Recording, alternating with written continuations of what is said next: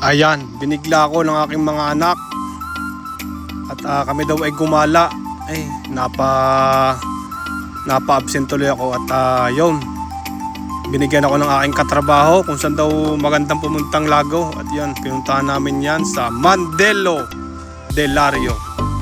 Oh, yan ang lugar na yan. Maganda, may parko. Laruan ng mga bata, first time namin dyan. At yan ang aming pinunta dahil nga may mga maliliit ako. Ayan, napakaganda nga naman. May ang daluyan ng tubig na iyan galing sa kaskata yan, sa falls. Kaya diretso dun sa lake. Kaya yun, napakaganda nga naman. Linaw ng tubig dyan. Dyan ako naligo diyan, dyan sa ilog na iyan. At napakasarap ng tubig at malamig. Oh, ang ganda ng aming pinuntang iyan. Kaya punta rin kayo dyan sa Mandelo del Lario.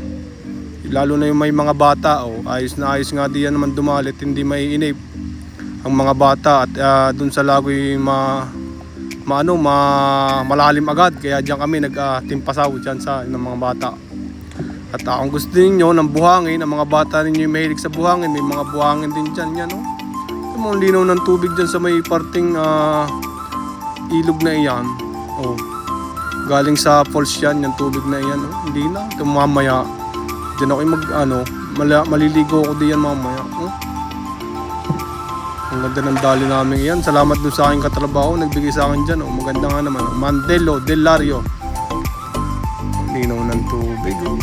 Napaligo nga aking asawa kahit hindi madalas maligo yan. Bihira sa isang taong maligo yan. Napaligo dyan sa ganda. Dumali din sa Tulumay. Yung mga bata enjoy. Kaya yan ang request ng aking mga bata. At gusto naman daw niyang gumalagala.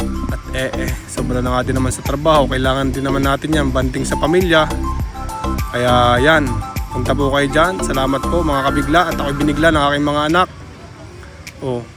Salamat po sa panonood mga kabigla. Follow nyo ako. Puro kayo panood Paano tayo makakarami yan? Siya. God bless.